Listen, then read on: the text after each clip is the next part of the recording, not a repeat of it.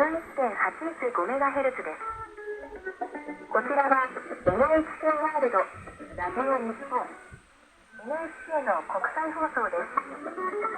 AI のアナウンスでお伝えしました。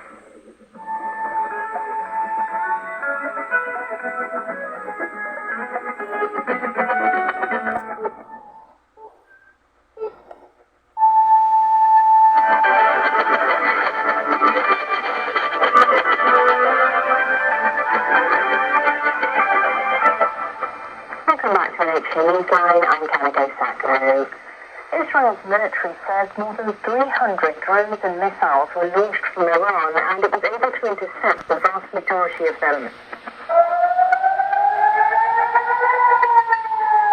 Videos in Jerusalem shows light moving through the sky, then exploding. Earlier, Iran's state-run television reported that the country's Revolutionary Guards launched multiple drones and missiles toward Israel and the occupied Golan Heights. Iran says the attack was retaliation for one earlier this month on its embassy in Syria that killed a commander and other officers in its Revolutionary Guard. Israel is believed to be behind that attack. Iranian President Ebrahim Raisi says the drone and missile operation has taught Israel a lesson, setting a new page in the history of Iran's authority. He warned that any new adventure against the interests of the Iranian nation would be met with a heavier and regretful response. Israeli Prime Minister Benjamin Netanyahu says his country has been preparing for a direct attack by Iran, adding, "We are ready for any scenario." The Israeli military released Israeli territory. So far, we've intercepted a vast majority of incoming missiles by Israeli systems. Hagari says an Israeli military facility suffered some damage. The ambulance service says a girl around the age of 10 was critically injured, but the details of her condition are not clear. U.S. news website Axios quoted a senior White House official as saying President Joe Biden told Netanyahu that joint defensive efforts by Israel, the U.S. and other countries in the region led to the failure of the Iranian attack. Biden also reportedly said, "You got to win, take the win." Biden reportedly told Netanyahu the U.S. will not participate in any offensive operations against Iran and will not support such operations, and Netanyahu said he understood.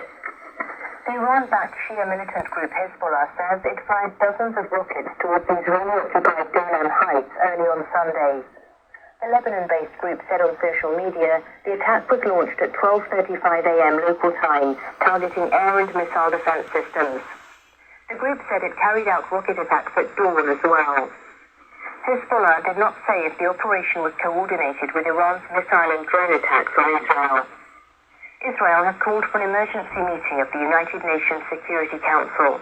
The meeting will be held from 20 hours UTC on Sunday. Japan's Foreign Minister Kamikawa Yoko has denounced Iran's attacks on Israel. Kamikawa said Japan believes the attacks have further aggravated the situation in the Middle East. She expressed the Japanese government's deep concerns and strong condemnation. Kamikawa said Japan will urge the parties involved to work to de-escalate the situation. She said Japan is also determined to make the necessary diplomatic efforts to prevent the situation from further deteriorating. China responded to Iran's attacks on Israel by calling on the relevant parties to exercise restraint.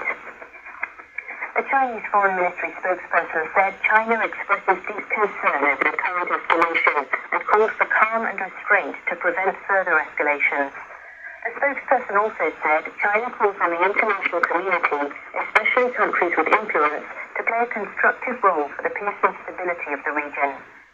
Russia has defended Iran's actions. The Russian Foreign Ministry said in a statement, the attack by Iran was carried out within the right to self-defense in response to attacks on Iranian targets. But Russia also expressed extreme concern at yet another dangerous escalation in the region.